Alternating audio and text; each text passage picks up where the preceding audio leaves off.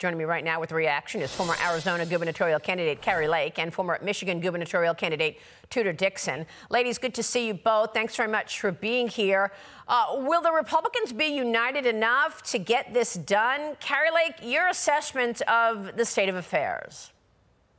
I think eventually the Republicans will unite around President Trump. He's dominating. Obviously, if you look at the poll numbers, nobody can even touch him. I mean, the debate was kind of fun and cute, but let's face it, people want someone they know can already do the job. President Trump has done the job. We had the best economy of my lifetime. Everyone was doing better. The border was secure. And now under Bidenomics, if that's what he calls it, people are nearly bankrupt. People are tapping into their 401k and maxing out their credit cards. They can't afford utilities. And the border is wide open with Joe Biden intentionally, his administration, welding open the gates in Arizona so that people can pour through. Americans from all walks of life are tired of it. They want President Trump back, and I think that the Republican Party will unite behind him, hopefully sooner rather than later, so we can defeat Joe Biden. Well, you both just came off of your own elections and really watched the mechanics of election. Tudor, let's talk about the mechanics of that election, the upcoming 2024 election. Are the Republicans doing enough to ensure we've got a fair playing field? I hope that the Republicans start to get into the space where they start targeting voters and talking directly to them. I will tell you that in my own election, the big issue was abortion. Abortion is still out there. We've already seen Joe Biden put an ad out just after the debate on abortion once again. I had $50 million in attack ads against me on abortion. So we've got to get that message correct, and we've got to be able to speak to suburban women. That's who we need to get back, and that's who the Democrats are targeting with their abortion message. Well, I mean, abortion, but also, as you mentioned, Kari, the Bidenomics, the economic story. Women are the CEOs of their household. They know what they're spending money on, and they know that the costs have gone up substantially in the last 2 years. Oh, I mean, absolutely. And the media can gaslight people and try to say that Biden's economy is working, but costs are up 17%. Wages are down 3%. You don't have to be a world-renowned economist to understand that that does not jive. And the bottom line is difficult. We can't afford back-to-school clothes and supplies for our kids, and we can't afford the gas in our car. Things are not working. And no matter what the media does to run cover for Biden, the people are looking at the bottom line and saying this isn't working. And then they're watching on their streets as illegals flood into this country. They have to be put up in hotels and homes that Americans are struggling. We've got Americans living on the streets. We've got major problems. Our elections are still not secure. Wherever I go across this country, I'm telling you, the people say, we think all these other problems are issues, but until we get our elections where they're reformed and honest, we don't know how we can solve these other problems. President Trump is the man who can fix these problems. He's done it before, and I hear Americans eager to get him back in office. Well, I mean, when I say the mechanics of the election, I'm just wondering if, putting aside the allegations of, unfair election, just the mechanics of voting. The Democrats pushed early voting. They pushed mail-in voting. Tudor, do the Democrats just do it better than Republicans?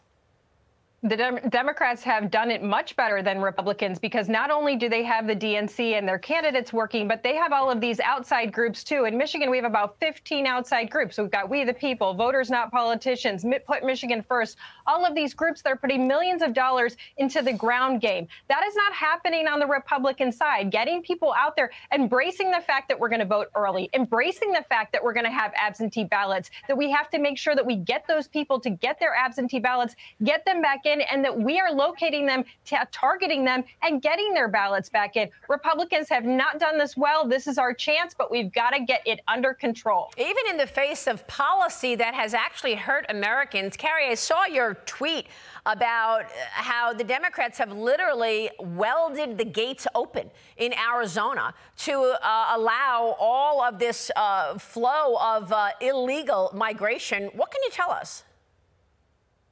It's really despicable. I mean, these are gates that are meant to open up during monsoon storms where we can get intense rain. And so they're meant to open up so that the debris can flow back and forth. Biden, the U.S. federal government has gone down there and they have welded those gates wide open. You saw that picture from the New York Post, and literally people are pouring through.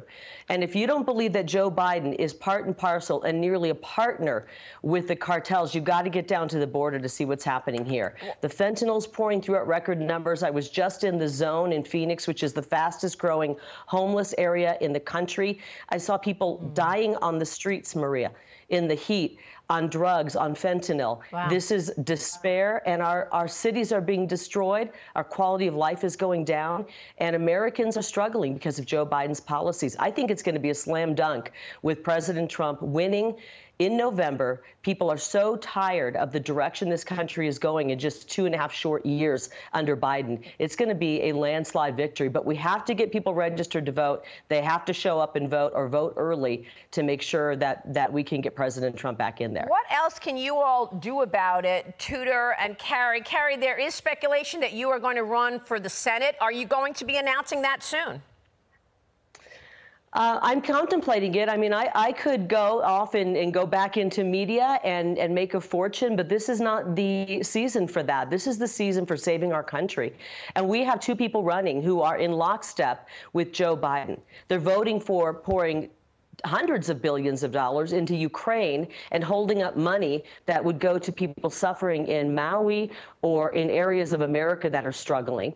And they are voting for him when it comes to the open border. Now, just recently, they're acting like they care about the border as they're running for Senate. So we have an opportunity to pick up a seat, prevent it from falling into the hands of somebody who is a socialist or worse, and taking and getting an America First senator in D.C. to help enact some of these America First policies. So I'm contemplating it, and I'll make a decision here in the next couple months. Well, we'll look forward to that announcement. Tudor, your political career, your thoughts?